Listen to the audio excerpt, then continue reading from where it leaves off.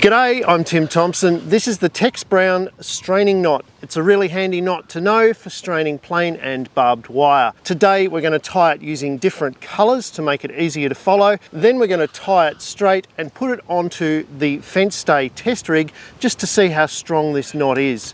Grab your safety glasses, let's go. Now the first thing you're going to want to do is strain your wire up to the correct tension. I'm using a set of strainers with a strain gauge on them, and I've got a new video on how to use a basic set of strainers. The link's up there. Today we're just going to concentrate on the knot. You'll notice I've left plenty of slack. I basically want, when I cut this, to have about a foot spare this side and a foot spare that side crossing over. Okay, so with this knot you're always working towards yourself. The first thing we're going to do is we're going to bring the wire that's on the main fence line that's just in the back jaws of the strainers to a straight up and down position. Then on your side of the strainers, the wire that goes across the strainers is going to go around that wire and make that as tight as you possibly can, sliding it along itself to make the tightest little fish hook that you possibly can. The next thing we're going to do is, because the red wire has just gone under the blue, it's going to go over the blue, and then because it went over the blue here, it's going to go under the blue, and you're going to end up pulling it towards yourself. Make that as tight as you can. Now that we've got that into position, what we're going to do is swap these two wires over. We're going to swap the blue wire to the red position and the red wire to the blue position. Now the blue wire has just gone over here, so it's got to go under here and then over here, once again sliding it along itself like that.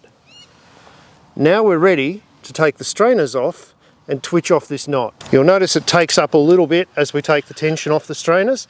That's perfectly fine.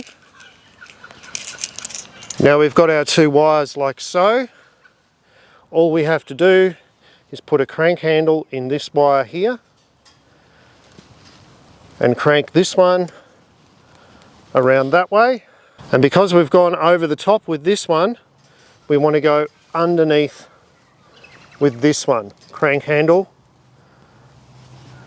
and we just take it in turns, pulling on one, twisting on the other. Pull on this one now, twist on this one, and we've tied off our Tex Brown. Now let's do it without the fancy colours. We're going to bring the main line that's going through the back grips straight up. Then we're going to bring the wire that runs over the strainers on our side, and we're going to do as tight a pigtail as we can without me getting in the way of the camera, ending up over the top of this wire like that. Now the upright wire that's gone through the back grips has gone underneath the pigtail, so now it has to go over the top of the pigtail, and because it's gone over the top of the pigtail, it now needs to come underneath the wire that's gone over the top of the strainers. So we'll pull that down as tight as we can. Now you notice I've come a little bit past the point just to get this knot nice and tight. We actually want this one now to come up over the top like that. Because it's gone underneath, it shouldn't go underneath the next wire. So it's gone underneath here and we've now gone over the top. We now bring our pigtail wire around the upright wire. It's gone underneath, so now it goes over the top of the next wire, like so.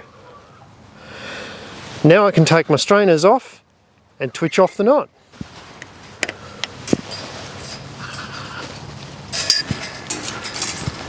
Now the last bit of detail with the strainers off is just to make sure that this wire here, having gone over the top, now goes underneath. So we bring that down and around and underneath, making a crank handle at the same time. This wire here has gone underneath here, so it has to go over the top, make a crank handle, and this one goes around that way. Now if I pull on this wire, it allows me to complete the crank on this side.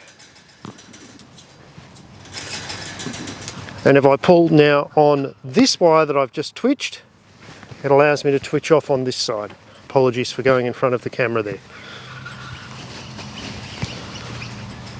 Now if I turn my twitch at 90 degrees, that allows me to break the wire off in both directions.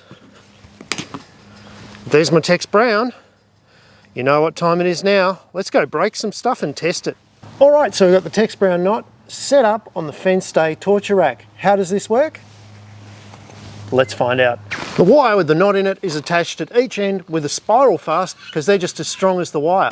Up at this end, I've got a lever that I jack out using a bottle jack with a set of crane scales attached that I'm recording with this camera here. Rightio, let's go.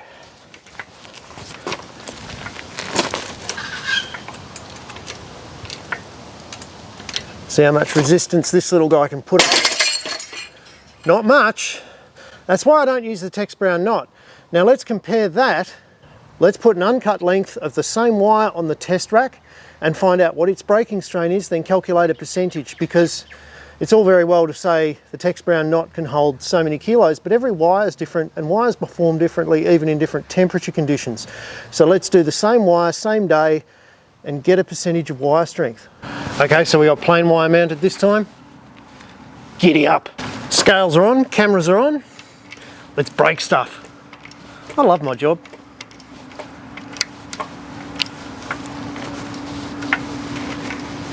Fair bit of tension now. This wire is going to stretch a bit. Once it gets up to about double its recommended strain tension, it starts to stretch, which is why you shouldn't over tighten wire ever. Just weaken your fence.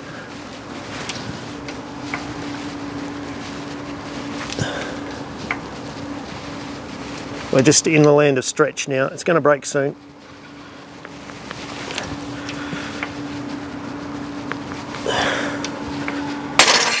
Now it's worth pointing out that the Tex Brown always breaks in the same spot on my testing, and that's on the first kink where you come upright from the rear of the strainers. So that kink is common to any method for tying the Tex Brown knot, and that is its weak point where it breaks every time. The rest of the knot's probably a lot stronger. Okay, so don't panic, but we are going to do some basic maths. I'll get it over quickly, like ripping off a band-aid. 289 kilos break strain of the knot divided by 479 kilos break strain of unknotted wire times by 100 gives us 60%. That means that the Tex Brown knot is 60% as strong as the wire that it's put into.